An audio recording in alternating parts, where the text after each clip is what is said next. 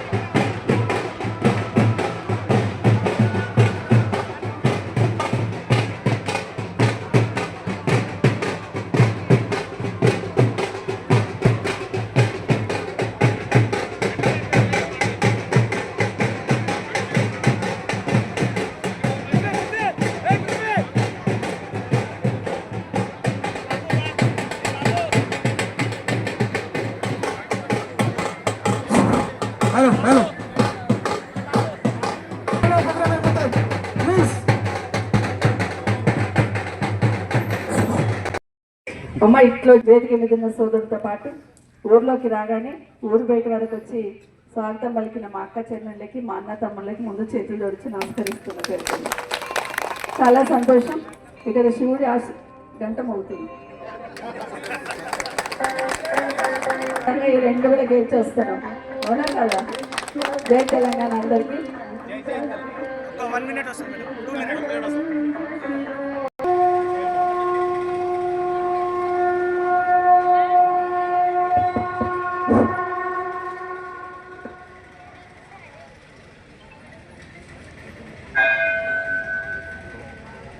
Thank you అమ్మా. మీ అందరు చూసినా దేవుడు ఆశీర్వాదం ఎట్లా వచ్చిందో. అనిల్, గోపాల్ ఇద్దరు గెలుస్తున్నారు. మీ అందరు ఆశీర్వాదం.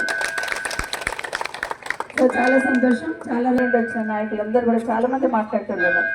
ఆంజనేయులు మాట్లాడిన, ప్రభాకర్ పార్టీ అధ్యక్షులు, కృష్ణారెడ్డి డిసిఎంఎస్ చైర్మన్ గారు, విజయ్ భాస్కర్ రెడ్డి ఎంపీపీ గారు, ఎక్స్ఎంపీపీ గారు, ఇలా చాలా మంది వేదిక మీద ఉన్నారు మాట్లాడే విషయంలో. కానీ ఇప్పటికీ ఆలస్యం అయిందని నేను మాట్లాడుతూ ఉన్నాను. మరొకసారి మీ అందరినీ కోరడానికి వచ్చాను. మీరందరూ కూడా 11వ తారీఖున జరిగే ఎన్నికల్లో కారు గుర్తుకు ఓటేసి వేయించి గెలిపించమని మిమ్మల్ని అందరినీ కోరడానికి ఇక్కడికి రావడం జరిగింది, కేసీఆర్ గారు ప్రతినిధిగా. ఎందుకంటే కేసీఆర్ గారు అందరికీ వచ్చి చెప్పలేరు కాబట్టి కేసీఆర్ గారు ప్రతినిధిగా నేను మీ దగ్గరికి రావడం జరిగింది.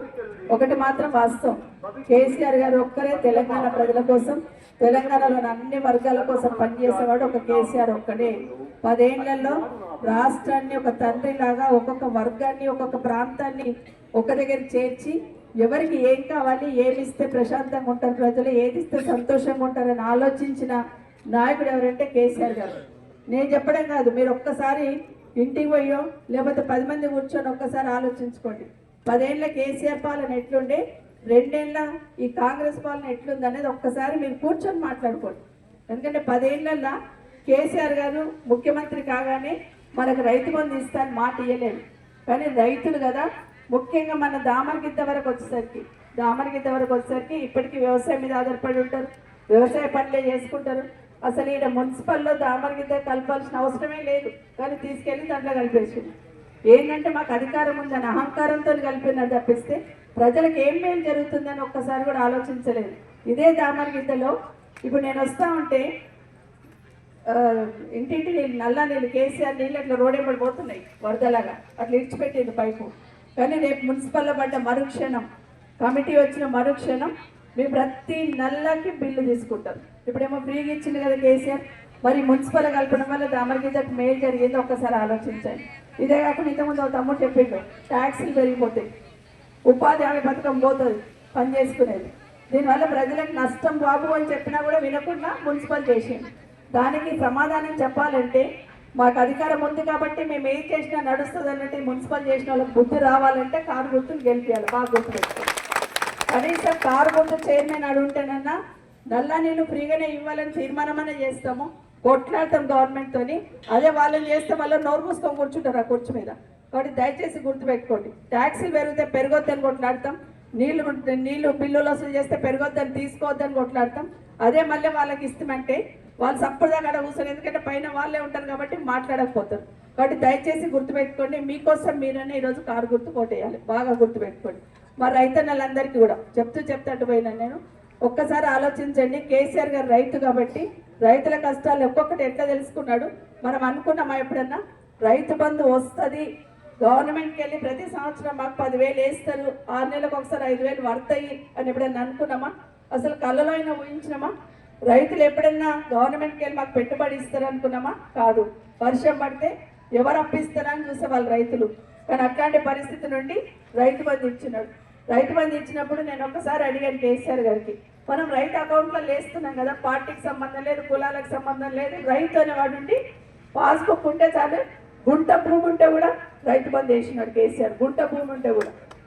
కానీ నేను క్యాబినెట్లో ఒకసారి మేము అడిగాం, ఓకే బ్యాంకుల అకౌంట్లో వేస్తున్నాం కదా, మరి అదేదో మేము పోయి ఇస్తాం రైతులకు చెక్కులు అని అడిగాం. కానీ కేసీఆర్ ఏమన్నారు తెలుసా?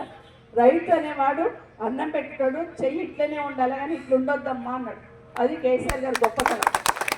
రైతు చెయ్యి ఇట్లుండొద్దు, చెక్ ఇట్లా తీసుకుని వస్తాడు, కాదమ్మా రైతు చెయ్యి ఇట్లనే ఉండాలి అని చెప్పాడు. పెట్టేటట్టే ఉండాలా, అంత గౌరవంగా చూస్తాడు కేసీఆర్ గారు. కానీ రేవంత్ రెడ్డి వచ్చి ఏం చెప్పాడు? కేసీఆర్ 10,000 ఇస్తున్నాడు, నేను 15,000 ఇస్తాడు. ఇచ్చిందంటే లేదు, 2 సార్లు ఎగ్గొట్టేసిండు, 2 సార్లు రైతు